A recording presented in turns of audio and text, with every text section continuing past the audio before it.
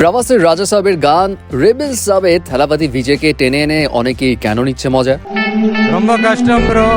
And Dabangg phone নিয়ে record করার উদ্দেশ্যে কি সালমান নিচ্ছে নতুন উদ্যোগ, যেটা শুনে সবাই বলছে আবার প্লিজ সালমান থামো এবার। কাহিনীটা শুনলে আপনি হয়তো এটাই ভাববেন। ওকে, এখন বিষয় হলো প্রভাসের আপকামিং মুভি রাজা সাহেবের গান, যেই গানটা হলো রেবেল সাব, সেটা তো মুক্তি পেয়ে গেল গতকাল। বাট এই গানটা ছিল মাস লেভেলের, অনেকেই পাচ্ছিল মজা। এর মাঝে আবার কেউ কেউ এই গান নিয়ে নতুন একটা জিনিস আবিষ্কার করলো। কি সেটা?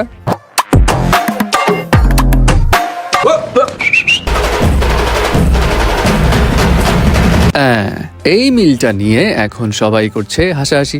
আরে প্রভাসের সিনেমার এই সিন তো দেখি থালাপতি বিজয়ের বিগিলের কপি। আবার কেউ কেউ প্রভাসের গানের ফিলের সঙ্গে থালাপতি বিজয়ের ভারিসু মুভিরও মিল খুঁজে পাচ্ছে। ওয়েল, এখন এই কম্পারিজন করা কি আসলেই ঠিক, নাকি এটা জোর জবরদস্তি জাস্ট বলার জন্য বলা? এখন বিষয় হচ্ছে রাজা সাহেব মুভিটা কবে মুক্তি পাচ্ছে? 9 জানুয়ারি 2026। থালাপতি বিজয়ের আপকামিং মুভি জানা নায়া গানা, এটা কবে মুক্তি পাচ্ছে? সেটাও মুক্তি পাচ্ছে 9 জানুয়ারি 2026। তার মানে কি প্রভাসের সঙ্গে থালাপতি বিজয়ের ক্ল্যাশ। সো এই কম্পারিজনটা আসলে অনর্থক। ক্ল্যাশ বলেই ভক্তরা একজন আরেকজনের পিছে লেগে আছে। এবং প্রভাসের এই রেবেল সাব গানের কিন্তু কিছু ইন্টারেস্টিং ফ্যাক্ট রয়েছে। ডিরেক্টর এই গানটা বানিয়েছে টোটালি প্রভাসকে ট্রিবিউট করার জন্য, এবং গানটা দেখলে আপনি বুঝবেন এখানে প্রভাসের বেশ কিছু পুরনো মুভি 2000 সালে যখন প্রভাস একদম পিকে ছিল সেই সময়কার রেফারেন্স টেনে আনা হয়েছে। অ্যান্ড এই গানের মধ্য দিয়ে প্রভাস আবার নাচে ব্যাক করেছে। আমরা প্রভাসের এই যে গত কয়েক বছরের ছবিগুলোতে দেখেছি, সেখানে প্রভাসের কোনো ক্যাচি হুক স্টেপ নেই, কোনো নাচের সিন নেই, এবং প্রভাস এই গানের মধ্য দিয়ে আবার তার ওই নাচের অওড়াতে ব্যাক করলো তার কিছু ইন্টারেস্টিং হুক স্টেপ দিয়ে। সো এটা ভক্তদের জন্য একটা বিশাল ট্রিট ছিল। প্রভাসকে নিয়ে যখন কথা বলছি তখন প্রভাসের আপকামিং মুভি সন্দীপ রেড্ডি ভাঙ্গা, যেটা ডিরেক্টর স্পিরিট, সেই সিনেমারও কিন্তু কাজ শুরু হয়ে গেছে গতকাল থেকে। এবং এই স্পিরিট মুভি কিন্তু একদম অ্যানিমেলের থেকেও ডাবল ক্রেজিনেস থাকবে,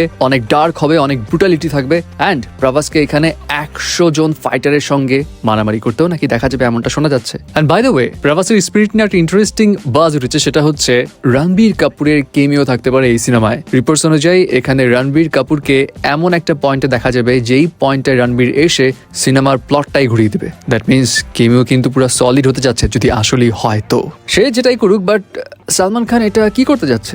আরবাজ খান কয়েকদিন আগে জানিয়েছিল যে দাবাং ফোর মুভিটা হবে, তারা এটা নিয়ে কাজ করছে। এরই মাঝে মিডিয়া রিপোর্টস থেকে জানা যায় এই সিনেমায় সালমান নাকি করতে যাচ্ছে নতুন এক কাজ। সেই কাজটা বলার আগে বলি, দাবাং এই ফ্র্যাঞ্চাইজটা কিন্তু খুব ইন্টারেস্টিং ফ্র্যাঞ্চাইজ, স্পেশালি ডিরেক্টরদের নিয়ে। ডিরেক্টর এখানে প্রথমে কে ছিল? অভিনব কাশ্যপ। এরপরে সেকেন্ড মুভিতে কে হলো? আরবাজ খান। থার্ড মুভিতে কে ডিরেক্টর হলো? প্রভুদেবা, যে মুভিটা একদমই ডিজাস্টার হয়েছিল। সো এবার চতুর্থ সিনেমায় ডিরেক্টর কি হবে গেস করেন?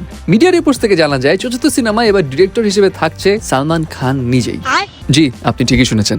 এবং এটা জানার পর থেকেই অনেকের দাবি, সালমান প্লিজ থামো, এই কাজ করিয়েন না আপনি, তাহলে হয়তোবা আপনার ফ্লপের কোনো একটা রেকর্ড গড়ে উঠবে। ওয়েল, এখন সালমান খান তো সুপারস্টার, বাট সালমান খানকে নিয়ে একটা অভিযোগ অনেকের রয়েছে, সেটা হচ্ছে সালমান খান যখনই ক্রিয়েটিভ জিনিসগুলোতে নাক গলায়, তার অ্যাক্টিং এর ওই জায়গা বাদে, তখনই সিনেমাতে কিছু না কিছু ধস নামে। যেমন রেস 3 ছিল, কিসিকা ভাই কিসিকি জানে ছিল, এবং দাবাং 3, সেখানেও কিন্তু সালমান খান কো রাইটার হিসেবে যুক্ত ছিল। সো এখনো সবার দাবি, সালমান প্লিজ দাবাং 4-এর ডিরেক্টর হিসেবে আপনি থাকেন না, দরকার হলে অন্য কোনো ভালো ডিরেক্টরকে নিয়ে কাজ করেন, নাম আপনার দেন, বাট তাও আপনি এখানে ডিরেক্টর হিসেবে থাকেন না। সো এখন এই বিষয় নিয়ে আপনার কি অপিনিয়ন জানাবেন কিন্তু।